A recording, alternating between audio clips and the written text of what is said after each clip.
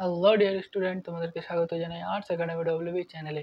আজকের ভিডিওতে আমরা আলোচনা করব ক্লাস 10 এর টেস্ট এক্সাম প্লাস মাধ্যমিক 2026 এর জন্য জিওগ্রাফি সাজেশন চ্যাপ্টার 2 মান 3 এর বায়ুমণ্ডলের সাজেশন আজকে আলোচনা করব। মান 3 এর বায়ুমণ্ডল চ্যাপ্টার 2 থেকে যেই কোশ্চেনগুলো দেবো 100% কমন আসবে। মাত্র 8টি কোশ্চেন তোমরা মান 3 এর এই চ্যাপ্টার থেকে পড়বে, এর মধ্যে থেকে তোমাদের 100% কমন আসবে। তো চলো প্রশ্নগুলো দেখে নিই।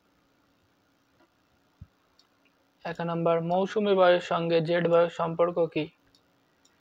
উষ্ণতা, বৃষ্টিপাত লেখচিত্রে ভূমধ্যসাগরীয় জলবায়ু চিহ্নিত করো, 3টি যুক্তি সংক্ষেপে ব্যাখ্যা করো। ট্রপোস্ফিয়ারে উচ্চতা বৃদ্ধির সাথে সাথে উষ্ণতা হ্রাস পায় কেন? 4 সমুদ্রবায়ু ও স্থলবায়ুর মধ্যে পার্থক্যগুলি আলোচনা করো। 5 মেঘাচ্ছন্ন রাত মেঘমুক্ত রাতের তুলনায় উষ্ণ কেন? 6 ওজোন স্তর বিনাশের কারণ কি? 7 বায়ুমণ্ডলের উষ্ণতার তারতম্যের 3টি কারণ লেখো।